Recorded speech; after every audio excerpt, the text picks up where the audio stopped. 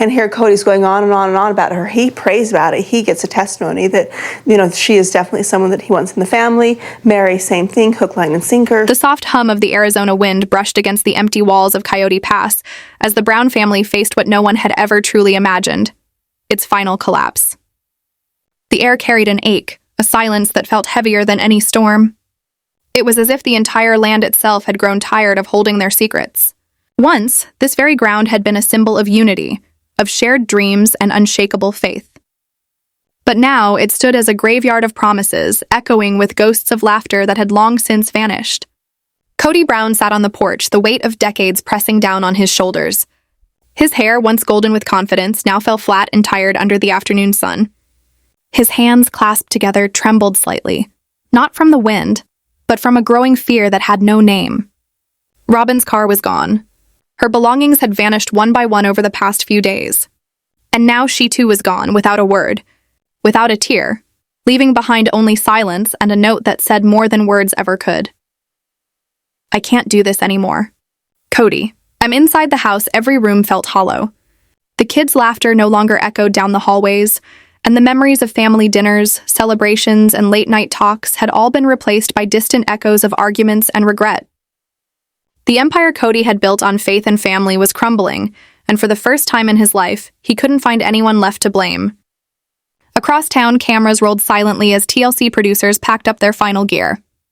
The sister wives' story had run its course, but the ending was nothing like they'd planned. They had hoped for reconciliation, maybe redemption, but what they got was raw heartbreak. Robyn's departure wasn't just another family argument.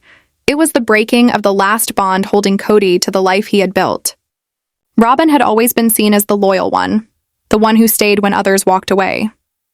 Fans once called her Kody's favorite, but now even that title felt like a curse. Behind closed doors, the woman America had seen as calm and composed was crumbling. The weight of public judgment, the pressure to defend a man who'd already lost everything, had finally become too much. In her quiet moments, Robyn would stare at the mirror, the reflection of a woman who had traded peace for loyalty staring back. The tears came not from anger, but from exhaustion. She had given Kody her devotion, stood beside him through humiliation and hate, but somewhere in the middle of defending him, she had lost herself. The moment she realized she couldn't recognize her own reflection was the moment she knew it was over. That final night before she left, Robyn had sat on the edge of their bed, her mind replaying every promise Kody had ever made. He had sworn they'd rebuild the family, that faith would heal the broken bonds, that love was enough. But love without respect, without effort, had become an empty echo. Kody had grown colder, distant. The arguments had become daily routines. He no longer looked at her with gratitude, only expectation. She was tired of being the last soldier standing in a war that was already lost. When dawn broke, Robyn stood in the driveway with a single suitcase. The Arizona sun painted her face in shades of gold, but her eyes were hollow. She looked back at the house one last time, this house that was supposed to be a home, but had become a reminder of everything she'd sacrificed. Without a word, she slipped her wedding ring off her finger, placed it gently on the porch railing, and whispered, "You'll never understand what you made me become." Then she drove away. Hours later, Kody found the ring. For a long time, he didn't move. His chest rose and fell slowly as if his body refused to accept what his mind already knew. For the man who once believed he was unbreakable, this was the moment of reckoning. He had watched Christine, Janelle, and Mary leave, but somewhere deep down, he always believed Robyn never would. She was his safe place, his validation, his last defense against the world's judgment. And now she too had walked away. When the producers reached out to Kody for a statement, he refused. Instead, he walked out to the Coyote Pass property, the land that had started it all. The wind howled across the dry grass, and for the first time, Kody saw it for what it truly was, a dream that never became reality. The fences were unfinished, the foundations cracked, and the promises buried deep beneath the dirt. He dropped to his knees, pressing his hand into the soil as if he could feel the memories bleeding through. Meanwhile, the other wives were watching the storm unfold from a distance. Christine, now living peacefully with David Woolley in Utah, heard the news through a friend. Her heart sank, not from joy, but from the ache of knowing how far they had all fallen. She whispered softly to herself, "It's finally over." Janelle, ever practical and grounded, had no tears left to cry. She had warned Kody for years that his pride would cost him everything. Now her prediction had become prophecy. And Mary, silent, strong, and scarred, felt a strange mix of closure and sadness. For years, Mary had begged for acknowledgement, for respect. But when she finally walked away, she did so without regret. Seeing Robyn go now felt like watching the end of an era, the last thread of the family tapestry tearing apart. Each woman had left not because they stopped loving, but because they had finally learned to love themselves more. Fans online were losing their minds.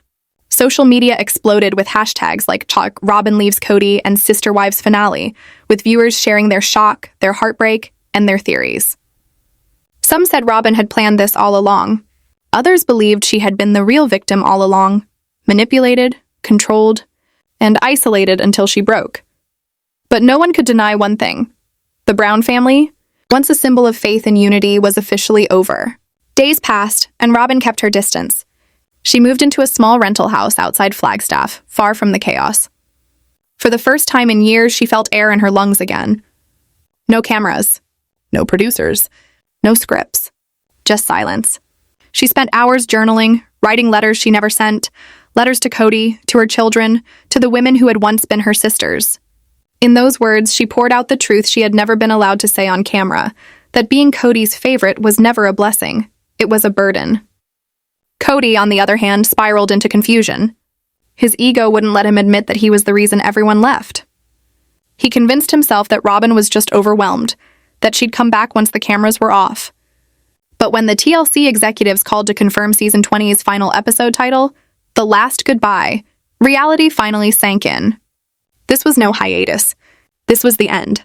On the day of filming the last confessionals, Kody showed up late. His face looked drained, his eyes hollow. The producer asked him softly, "Do you want to talk about Robyn?" Kody's jaw tightened. He stared into the camera for a long time before whispering, "I thought she loved me enough to stay." Turns out no one does. That one line became the headline everywhere. Kody Brown admits loneliness as Robyn leaves. But behind that soundbite was a man who had finally been forced to look in the mirror. The empire of sister wives had been built around him, and now it had fallen because of him. Later that evening, Mary and Janelle had one last phone call with him. It wasn't about reconciliation, it was about closure. Mary spoke first, her voice calm but firm. "Kody, this isn't about hate anymore. It's about peace. We all tried. You pushed us away, and now you're left with what you created. Learn from it." Janelle added softly, "You had everything, and you didn't value it. Maybe now you'll understand what family really means." Kody didn't respond. The silence between them said it all. When the call ended, he sat back, the room around him dark, the shadows stretching across the walls like reminders of the people he'd lost. He closed his eyes, and for the first time he wept, not out of anger, but out of realization. Meanwhile, Robyn was beginning her own quiet rebirth. She enrolled her kids in a new school, started attending church again, and began rebuilding a life that was hers alone. Friends noticed the change. Her laughter had returned, her eyes no longer carried the same weight. It was as if she had been living underwater all these years, and now, finally, she could breathe again. But freedom didn't come without guilt. Late at night, she'd lie awake, replaying the moments that led to this ending. The family dinners, the laughter, the children playing together, gone.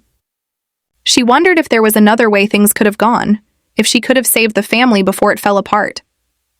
But then she'd remember the coldness in Kody's eyes, the way he dismissed every concern, the way he always made her feel small. And she'd whisper to herself, no, this was the only way. As news of Robyn's departure spread, TLC's producers saw an unexpected surge in ratings. The final season wasn't just another reality show ending, it was the unraveling of one of television's most complicated families. Viewers didn't just watch for drama. They watched because they saw pieces of themselves in the Browns, the struggle to hold on, the pain of letting go, and the courage it takes to finally walk away. The last scene of the finale captured it perfectly. Kody stood alone on the land he once dreamed would hold all his wives and children together. The camera pulled back slowly, revealing miles of empty desert behind him. The wind carried dust across the frame as his voice broke the silence. "I thought this land was our future. Now it's just dirt." And as the screen faded to black, one final message appeared. For years, they tried to build a family on faith and love.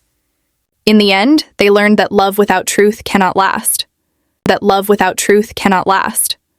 The world had seen the Brown family fall apart, but no one truly understood the quiet storm that followed. When Robyn left Kody, it wasn't just another split. It was an emotional earthquake that shook every remaining piece of his identity. Kody Brown had always lived in a world where control equaled strength.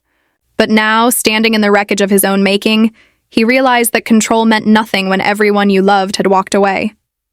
For weeks after Robyn's departure, Kody vanished from the public eye. TLC producers couldn't reach him, family members stopped trying, and rumors began swirling that he had left Flagstaff altogether. His neighbors noticed the lights in his house remained off most nights. Occasionally, a shadow would appear in the window, pacing back and forth, restless and angry. He had become a ghost of himself, trapped in silence, haunted by the choices that destroyed everything. Inside his home, the walls felt like they were closing in. Kody wandered through the empty rooms, each one holding memories he could no longer face. He still saw Robyn's handwriting on sticky notes left on the fridge, little reminders she used to leave like, "Pick up Solomon's meds," or "Dinner at 6." Now those notes mocked him, proof that someone had once cared enough to plan around him. He'd crumble them one by one, but each time he did, the silence afterward cut deeper than before.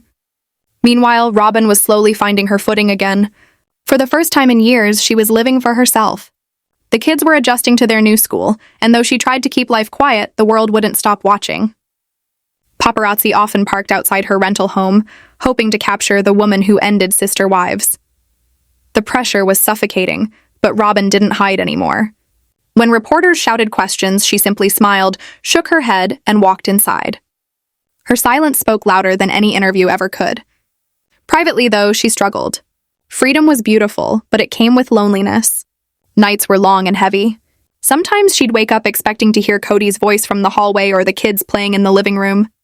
Then reality would crash back, reminding her that everything she'd built was gone. She'd sit by the window, clutching a cup of tea, staring at the stars, whispering prayers for strength. She wasn't angry anymore, just tired. Kody's emotional spiral soon caught TLC's attention. The network executives, sensing that the end of Sister Wives might also mark their highest ratings in years, decided to reach out with one final offer, a filmed reunion special. They wanted closure. The fans wanted answers. And deep down, even Kody needed one last chance to be heard. When the call came, Kody hesitated. He didn't want to be on camera. He didn't want to face the world that had watched his failures unfold. But something in him, a mix of pride and desperation, said yes. Maybe he wanted to explain himself. Maybe he wanted Robyn to see that he wasn't the monster the world thought he was. Or maybe he just couldn't stand being forgotten. The reunion was set to take place in Flagstaff, in a neutral studio space where all the former wives were invited. Christine agreed immediately. Janelle took a few days but eventually said yes, wanting to speak her truth one last time. Mary didn't confirm until the last minute. And Robyn, she hesitated more than anyone. The thought of sitting across from Kody again made her heart race. Not from love, but from old wounds that hadn't fully healed. When filming day came, the studio buzzed with tension. The air felt thick with everything unsaid. Christine arrived first, calm but cautious. She wore a soft green dress and carried the quiet confidence of someone who had already moved on. Janelle came next, firm and grounded, ready to hold Kody accountable without cruelty. Mary followed, her expression unreadable. She was neither angry nor forgiving, just detached, like a woman observing the past from a safe distance. Then Robyn entered. The room fell silent. Cameras stopped for a moment as even the crew sensed the shift in energy. She wore no jewelry, no heavy makeup, just simplicity. Her presence was softer now, but her eyes were sharper, wiser. When she looked across the room and saw Kody sitting in the center chair, her breath caught for just a second. It was like seeing a ghost. He looked smaller somehow, broken, humbled, almost human. The host, a calm-voiced journalist brought in by TLC, began gently. "We're here to talk about what went wrong, what was learned, and where everyone stands now." Christine spoke first. "I think we all held on to a dream that stopped being real. I tried to make it work, but love can't survive where there's no trust." Her voice trembled slightly, but her eyes didn't waver. Janelle nodded in agreement, adding, "We tried to build something sacred, but it became one-sided. It's not about polygamy, it's about respect. And when that's gone, everything else falls apart." Mary's turn came next. Her words were few but sharp. "I waited for years for him to see me. But the truth is, I was invisible to him long before I left." The room grew still. Kody shifted in his seat, his hands clenching the armrest. When it was finally his turn, his voice cracked as he began, "I loved all of you in the only way I knew how. Maybe it wasn't enough, maybe I failed, but I did what I thought was right." Christine's eyes filled with tears. "Kody, we didn't need you to be perfect. We just needed you to care." Then the moment everyone had been waiting for arrived. The host turned to Robyn. "Robyn, you were the last to leave. Tell us what made you finally walk away." The air in the studio thickened. Robyn took a deep breath, her fingers trembling slightly as she folded them in her lap. "I stayed because I believed in him. I believed that if I just held on, things would get better. But the harder I tried, the more I lost myself. I realized I wasn't saving the family. I was destroying myself to keep it alive." Kody's eyes widened. "That's not fair," he muttered. Robyn turned toward him, her tone calm but firm. "It's not about fair, Kody. It's about truth. You wanted loyalty more than love, control more than partnership.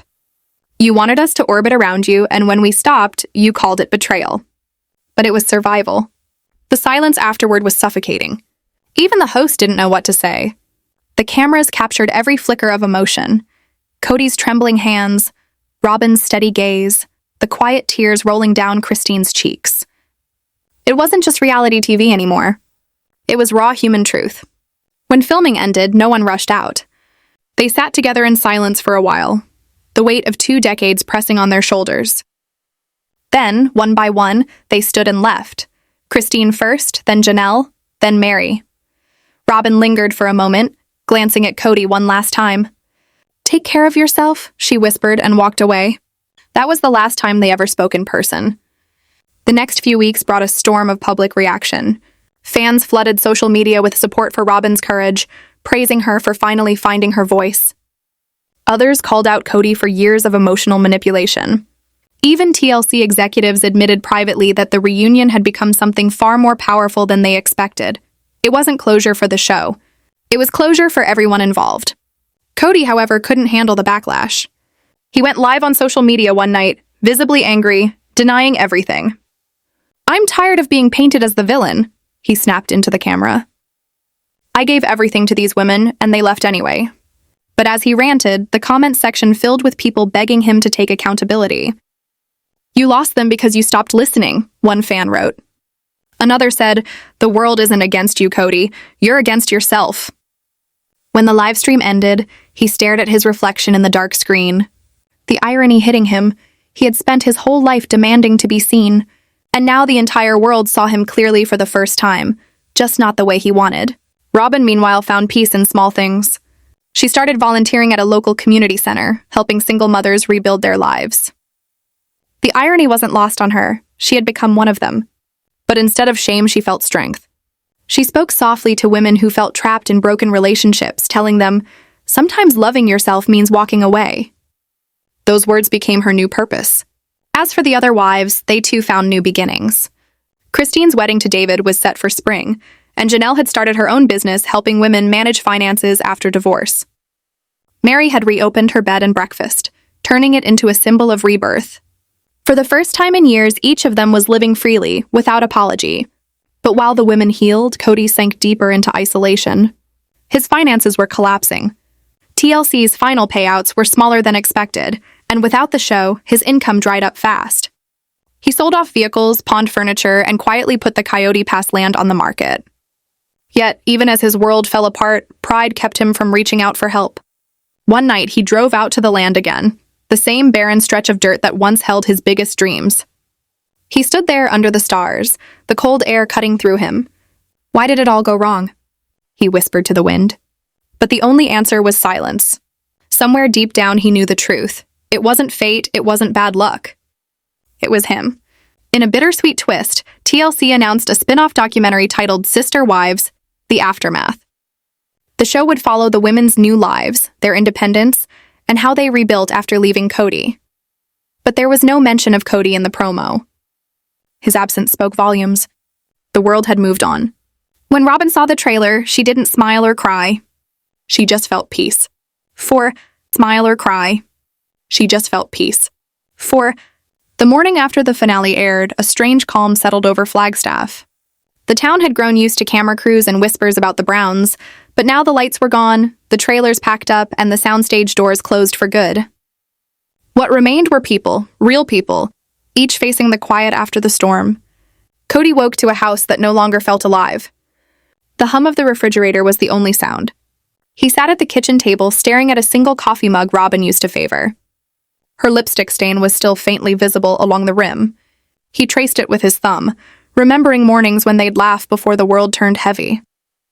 Then, without warning, a surge of anger shot through him. He hurled the cup across the room. It shattered against the tile. The echo lasted longer than it should have, bouncing off the walls until the silence returned thicker than before. The show was over, the wives were gone, and even TLC had moved on. Yet Kody couldn't. He spent his days wandering through the unfinished Coyote Pass property, kicking at stones, muttering to himself about what could have been. The land that once symbolized legacy now mocked him with emptiness. Every corner reminded him of dreams he'd promised and never built. He tried reaching out, first to Janelle, then to Mary, but both calls went unanswered. Christine had changed her number long ago. When he finally dialed Robyn's, he hung up before it rang. What could he possibly say? That he was sorry? That he'd finally realized the man he'd become? He wasn't even sure she'd want to hear it. Across town, Robyn was packing boxes again, but this time it wasn't an escape. It was renewal. She had found a small house closer to her sister, a fresh start for her and the kids. Aurora helped label cartons, Solomon joked about decorating his new room, and for the first time in months, laughter returned to their home. Robyn watched them with quiet pride. Her children weren't afraid anymore. They were healing. Still, every so often she'd feel a pull, a mix of nostalgia and sorrow. One evening, as the sun dipped behind the hills, she found herself scrolling through old photos, family gatherings, the kids all together, Kody smiling proudly in the center. For a fleeting second, she missed the illusion of unity, the comfort of belonging somewhere. But then she remembered the constant tension, the loneliness of being the favorite, and she closed the album softly. "We survived," she whispered. "That's enough." Meanwhile, TLC executives were meeting behind closed doors. The network had never seen ratings like this. The finale had broken records, trending across every platform. Executives debated whether to let the franchise die gracefully or spark one final chapter, a limited docu-series about the Browns rebuilding separately. After hours of discussion, they made their decision. The story wasn't over, but this time it wouldn't belong to Kody. It would belong to the women. When the news leaked, fans erupted with excitement. Hashtags like Dark Sister Wives Reborn and The Women Rise trended for days. The internet celebrated Christine's joy, Janelle's strength, Mary's independence, and Robyn's courage. But somewhere deep in Arizona, Kody read those headlines and felt invisible for the first time in his life. He drove aimlessly that night, windows down, the desert air whipping through his hair. In the reflection of the dashboard lights, his face looked older, lines etched from years of control, frustration, and denial. He finally pulled over near a canyon overlook, stepped out, and let the night wrap around him. He whispered to the emptiness, "What am I without them?" The wind answered only with silence. Back home, Robyn tucked her children into bed. Aurora asked quietly, "Mom, do you think Dad's okay?" Robyn paused, brushing a strand of hair from her daughter's face. "I don't know, sweetheart. I hope he finds peace." It was the most honest answer she could give. After the kids fell asleep, she sat outside under the stars, a blanket around her shoulders. She thought about forgiveness, not as something owed, but as something freeing. Maybe she didn't need to hear an apology to let go. Maybe letting go was the apology she gave herself. Days turned into weeks. Christine's wedding photos went viral, smiling faces, a fairy tale ending. Janelle posted updates about her growing business and her son's thriving. Mary's bed and breakfast bookings doubled overnight, guests writing messages about resilience and new beginnings. Even Robyn's quiet life attracted attention. Interviews and talk show invitations poured in. She declined them all. She wanted her peace, not her spotlight. Then came the letter. Kody finally wrote to her, handwritten, shaky, uneven. It arrived without warning, sealed in a plain envelope. Her heart raced as she opened it. "Robyn, I don't know how to start this. Maybe I just need to tell the truth. I was angry, scared, and proud. I wanted to hold our family together so badly that I broke it instead.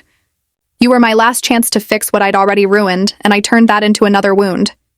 I can't undo what I did, but I hope you know I see it now. I hope you're happy. Kody." She read it twice, tears blurring the ink. It wasn't enough to erase the past, but it was something she never thought she'd receive: admission. She placed the letter in her journal beside the unsent one she'd written months before.